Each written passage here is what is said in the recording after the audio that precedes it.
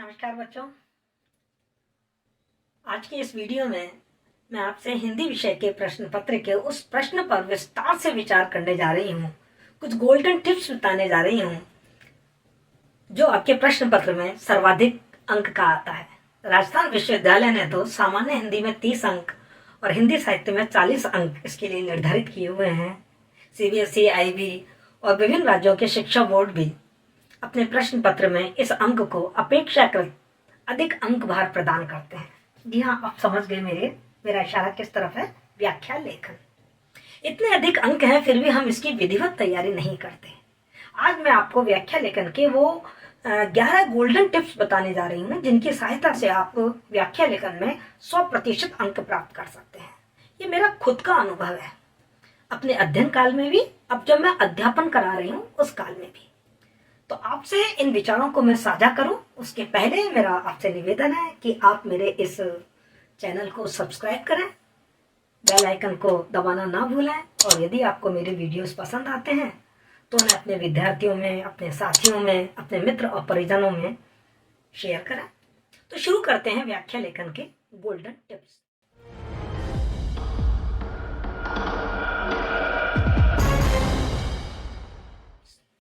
सबसे पहले मैं आपको बता दूं कि व्याख्या कोई भावार्थ लेखन या सरलार्थ लेखन नहीं है, बल्कि व्याख्या आपसे विवेचना मांगती है, आपसे विश्लेषण मांगती है। आपको उस भाव और विचार को जो उस गद्यांश पद्यांश में आया है उसे तर्क संगत विस्तार के साथ उसके लक्ष्यार्थ, उसके व्यंग्यार्थ, उसके गूढ़ार्थ, इन सबको आपको खोलकर स्पष्ट करके व्याख्या में लिखना होता है। और क्रमबद्धता बहुत जरूरी है व्याख्या में। तो इसीलिए मैं आज व्याख्या को आपको 6 भागों में विभाजित करके समझाऊंगी कि व्याख्या लेखन को हम 6 भागों में विभाजित कर लें मुख्य रूप से। सबसे पहले 6 चरण मैं मानती हूँ व्याख्या लेखन के। पहला चरण है संकेत सूत्र, दूसरा चरण काठिन्य निवारण, तीसरा चरण को हम संदर्भ कहते हैं और चौथा चरण प्रसंग। 5वें चरण को मैंने नाम दिया है विश्लेषण एवं विवेचनात्मक टिप्पणी और 6ठे चरण को मैं साहित्यिक विशेषताओं के नाम से पुकारती हूँ। और इस साहित्यिक विशेषता को भी मैं 2 भागों में बांट देती हूँ, विचारगत और शिल्पगत। तो इस तरीके से आप अपनी व्याख्या की क्रमबद्धता को बनाएं। इन 6 भागों में विभाजित करके आपको अपनी व्याख्या लिखनी है।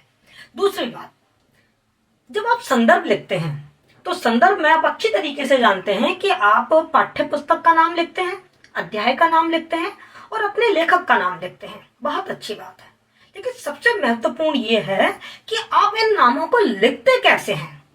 It is very very important. तो मैं आपको बताती हूँ कि आपको अपने पाठ्य पुस्तक और अध्याय का नाम, लेखक का नाम कैसे लिखना चाहिए। सबसे पहले तो आपको अपने पाठ्य पुस्तक, लेखक और अध्याय के नाम को इकहरे उद्धरण चिन्ह में बंद करना चाहिए। ये आपका इकहरा उद्धरण चिन्ह है। मानो आपकी जो कहानी है वो सजा है तो आप इसको इस तरीके से इकहरे उद्धरण चिन्ह में बंद करेंगे। मानो लेखक का नाम आपका प्रेमचंद है तो आप इसको प्रेमचंद लिखेंगे और इसको इकहरे उद्धरण चिन्ह में बंद करेंगे। दूसरी बात, जब आप संदर्भ में अपने पाठ्य पुस्तक का नाम लिख रहे हैं तो उस पाठ्य पुस्तक के आगे कोई विशेषण जरूर लिखाइए। मान लो जैसे आपके पुस्तक का नाम है कहानी चयनिका, तो लिखिए विविध वर्णीय कहानियों का संग्रह कहानी चयनिका।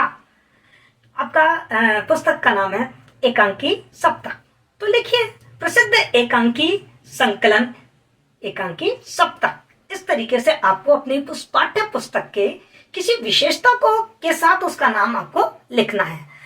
आप चिंतामणि भाग 1 पाठ्य पुस्तक का नाम लिखना चाह रहे हैं तो आप लिखिए ना आलोचनात्मक निबंधों का संग्रह चिंतामणि भाग 1। आप चिदंबरा पुस्तक का नाम लिखना चाह रहे हैं तो लिखिए ना ज्ञानपीठ पुरस्कार प्राप्त चिदंबरा। इसी तरीके से आप अपने अध्यायों के नामों के साथ भी विशेषण जरूर लगाएं। आपका जो भी अध्याय है वो अध्याय किसी न किसी विधा के अंतर्गत आता होगा, या तो वो कहानी होगी, या वो एकांकी होगा, या वो निबंध होगा, या वो रिपोर्टाज होगा, संस्मरण होगा, रेखा चित्र होगा। जो भी होगा उस विधा के साथ आपको उस अध्याय का नाम लिखना है। जैसे मान लो आपके ममता का वेश एकांकी है तो आप लिखिए मनोविश्लेषणात्मक एकांकी ममता का वेश।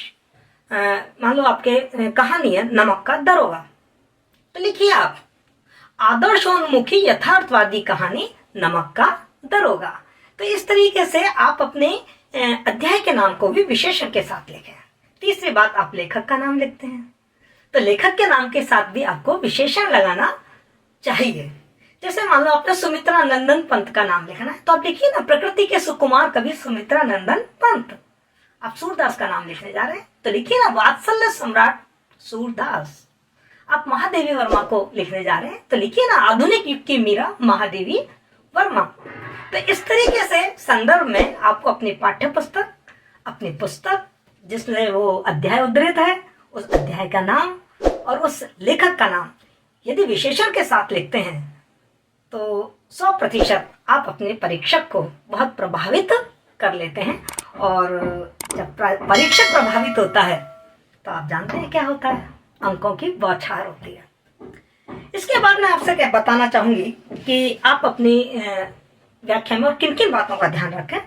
जब आप विश्लेषण और विवेचनात्मक टिप्पणी लिख रहे हैं उस समय आपको लिखते समय आपको इस बात का बहुत ध्यान रखना है कि आप अपने अलग अलग विचारों को, अलग अलग बातों को विभाजित करने के लिए छोटे छोटे अनुच्छेद बना लीजिए। आप ये गद्यांश पद्यांश में जितने भी भाव है, जितने भी विचार हैं, उन भाव और विचार के अनुसार छोटे छोटे अनुच्छेदों में अपनी बात को स्पष्ट करते जाइए। उससे आपके विचारों में क्रमबद्धता भी बनी रहेगी और साथ ही आपकी जो व्याख्या का प्रारूप है, उसकी जो सूरत है, उसका जो भौतिक स्वरूप है वो भी काफी आकर्षक लगेगा। साथ में आप एक बात का और ध्यान रखें कि शब्दों और भावों की पुनरावृत्ति नहीं होनी चाहिए। जैसे उदाहरण के लिए मैं आपको बताऊं कि आप जब लिख रहे हैं कि प्रस्तुत पद्यांश इसमें से उद्धृत है तो कहीं आपने प्रस्तुत पद्यांश का शब्द काम में लिया, कहीं आपने काम में लिया उपयुक्त गद्यावतरण काम में लिया। मतलब यदि पद्य है तो आप पद्यांश, पद्यावतरण, काव्यांश, कवितांश, काव्यखंड, इस तरीके से अलग अलग शब्दों का प्रयोग करें। यदि गद्य है तो आप गद्यांश, गद्यावतरण, गद्य खंड, इस तरीके के अलग अलग शब्दों का प्रयोग करें, एक ही शब्द को बार बार ना दोहराएं। इसी तरीके से जब आप लेखक का नाम लिखते हैं तो कहीं रचयिता लिखिए, कहीं रचनाकार लिखिए, कहीं साहित्यकार लिखिए, कहीं साहित्य सृजनकार लिखिए। यदि वो कवि है तो कवि लिखिए, यदि वो गद्य लेखक है तो लेखक लिखिए, कहीं उस लेखक का नाम लिखिए, कहीं उस लेखक का उपनाम का प्रयोग आप कर सकते हैं। इस तरीके से आपके व्याख्या में शब्दों की विविधता होनी चाहिए। एक ही शब्द का बार बार रिपीटिशन आपकी व्याख्या को नीरस बना देता है और उसमें पुनरुक्ति दोष पैदा हो जाता है। जब आप अपनी व्याख्या में विश्लेषण और विवेचनात्मक टिप्पणी लिख रहे हैं तो आप अपना मत तो दे रहे हैं उस विचार पर। उस मत को पुष्ट करने के लिए आपको यदि किसी अन्य लेखक, अन्य कवि की कुछ पंक्तियां या उनके कुछ विचार याद आते हैं तो उन विचारों को जरूर लिखिए अपने मत की पुष्टि के लिए और उसको स्पष्ट करने के लिए, उस विचार को, उस तथ्य को स्पष्ट करने के लिए आपको अन्य लेखक और अन्य कवियों की जो बताई हुई बातें हैं उनको भी लिखना चाहिए। साथ ही आपको अपने मत की पुष्टि के लिए आपके खुद के अपने जीवन के अनुभव या कुछ जो लोक प्रसिद्ध लोग हैं उनके जीवन के अनुभवों को भी आप उदाहरण के रूप में काम ले सकते हैं। पर एक बात का ध्यान रखें कि जब आप विवेचनात्मक टिप्पणी लिख रहे हैं तो जो भी बात लिख रहे हैं वो बात सारी प्रासंगिक होनी चाहिए। आपके विषय, जो आपका विषय वस्तु है, उस विषय वस्तु से संबंधित होनी चाहिए। कई बार बच्चे मुझसे पूछते हैं मैडम व्याख्या कितनी बड़ी होनी चाहिए, कितने पेज में लिखी जानी चाहिए। तो मैं आपको बता दूं कि यदि आपके प्रश्न पत्र में व्याख्या के लिए शब्द सीमा दे रखी है, जनरली जो विद्यालय स्तर की परीक्षा होती है उनमें शब्द सीमा दे रखी होती है, तब तो आप बंधे हुए हैं, आपको उसी शब्द सीमा में अपनी व्याख्या लिखनी है। और यदि शब्द सीमा नहीं दे रखी है तो आपको समय अवधि का पालन तो करना ही है ना, क्योंकि जो प्रश्न पत्र है वो आपका 3 घंटे का है। प्रश्न में केवल एक प्रश्न, तो आपके प्रश्न पत्र में एक प्रश्न तो नहीं है केवल, तो उसी पे आप सारा टाइम लगा दें। आपके प्रश्न पत्र का कोई भी जो प्रश्न है वो अनुत्तरित तो नहीं रहना चाहिए। तो अपनी समय अवधि का ध्यान रखते हुए आपको आलोचना का विस्तार करना चाहिए कि आप अपने प्रश्न पत्र को बहुत अच्छी तरीके से अटेम्प्ट कर सकें। एक बात का और ध्यान रखें, जब आप व्याख्या लिखते हैं तो आपकी भाषा बहुत ही सरल और सहज होनी चाहिए। लेकिन आप साहित्य के विद्यार्थी हैं, तो आपकी भाषा हिंदी के मानक रूप का परिष्कृत रूप होना चाहिए।